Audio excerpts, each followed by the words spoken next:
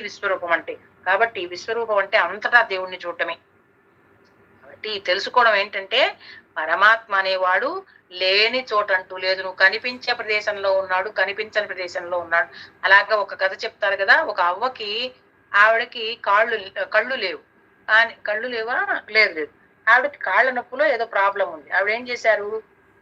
కూర్చొని కాళ్ళు జాపుకొని దేవుడికి దేవుడికి అవి చేసుకుంటోంది. పాపం ఏం చేస్తుంది? ఏదో సుఖంగా ఉంది అట్లా కూర్చుంటే అనుకోని చేసుకుంటుంటే, ఓసారి ఎప్పుడో పైనుంచి నారదుడు చూస్తాడట. ఇదంతా మనకి చెప్పడానికి కథలనమాట. నారదుడికి తెలీదా ఏంటి? కానీ కథల్లో అట్లా వస్తాయి మనకి చెప్పడం కోసమే. భగవంతుడు మనకి చెప్పడం కోసమే వస్తాడు. గురువులు మనకి చెప్పడం కోసమే వస్తారు. మనం నేర్చుకుంటామని, మనం బాగుపడతామని. కాబట్టి ఈ కథ ఎట్లొచ్చింది? నారదుడు వెళ్తున్నాడు. వెళ్తుంటే ఏంటమ్మా ఎలా ఏంటి దేవుడు దాని గురించి అటు అలా చేసుకుంటున్నావేంటి?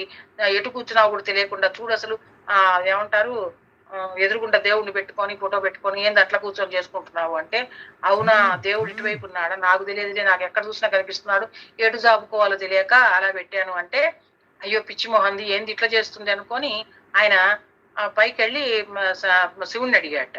శివుడిని అడిగితే స్వామి ఆవిడేంది స్వామి అసలు దండం పెట్టుకుంటోంది. ఒకవైపే కూర్చుంది. అటే కాళ్ళు పెట్టుకుని అదేమంటే నాకంతా కనిపిస్తున్నాడు.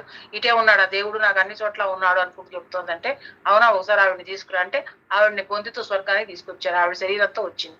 ఆ కైలాసానికి తీసుకొచ్చారు. కూర్చోమంటే దేవుడిని నమస్కారం చేసుకొని కాళ్ళు జాపుకొని ఆయన ఎదురుకుండా కూర్చుంది. ఇగో ఇక్కడ కూడా ఆయన ముందు కాళ్ళు జాపావంటే, నాకు శివుడు అన్ని చోట్ల కనిపిస్తున్నాడయ్యా. నేను కాళ్ళు ఇటు జాపుకుంటే ఇటు కనిపిస్తాడు. నువ్వు నీకు ఇటు